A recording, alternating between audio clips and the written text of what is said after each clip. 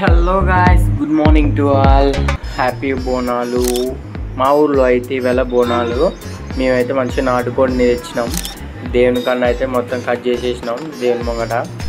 అలా చకచక అయితే కర్రీ అయితే కంప్లీట్ అయింది. ఇక దేవుని ప్రిపేర్ చేయాలి కదా, దేవుని బోనం ఎత్తుకుపోనీకి మా మమ్మీ వాళ్ళు అయితే ఇలా ప్రిపేర్ చేసిర్రు. మంచిగా దేవుని మొత్తం బుదిచ్చిర్రు. మొత్తం కంప్లీట్ అయింది. లుక్ అయితే ఇట్లా ఉంది, బాగా చేసిర్రు.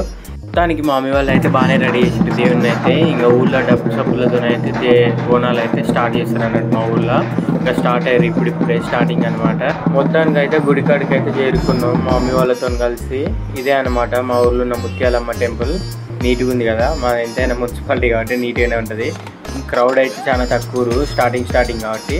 ఇంకా అలా గుడి చుట్టూ ప్రదక్షిణలు అయిపోయిన తర్వాత గుళ్ళకైతే ఎంటర్ అయినాం. ఇంకా ఈ బోనాలు నైవేద్యం తీసుకొని అక్కడున్నాయన అయితే మా మామయ్య నైవేద్యం తీసుకొని దేవునికి సమర్పించి మనకైతే రిటర్న్ అయితే ఇచ్చేస్తాడు. ఇక అలా మంచిగా దేవుని దర్శనం చేసుకొని దానికైతే దర్శనం అయితే సక్సెస్ఫుల్గా కంప్లీట్ అయింది. ఇక మన కోసం అయితే వేడి నాటుకోడి పులుసు రెడీగా ఉంది ఇంటికాడ. పూరి విత్ నాటుకోడి పులుసు. ఎంతమందికి ఇష్టమో ఫస్ట్ లైక్ కొట్టండి, అలాగే సబ్స్క్రైబ్ చేసుకోండి. మమ్మీ అయితే మంచిగా కట్టెల పొయ్యి మీద వండింది ఈ కర్రీని. చాలా బాగుండింది. చూడండి ఎంత క్రిస్పీగా ఉందో, నోరు ఊరుతుంది కదా. ఇదైతే మా ఫ్రెండ్ వాళ్ళ ఊరు అనమాట. ఇదేంటి చెట్టు చుట్టూ ఇట్లా బండ్లు తిరుగుతున్నాయి అనుకుంటారా? ఏం లేదు, ప్రతి బోనాల పండగకి ఇక్కడ బండ్లన్నీ కడిగి మంచిగా రెడీ చేసి అయితే బోనాల నైవేద్యం సమర్పిస్తారో అక్కడున్న గుడి దగ్గర చెట్టు చుట్టూ ఇలా తిప్పుతారు.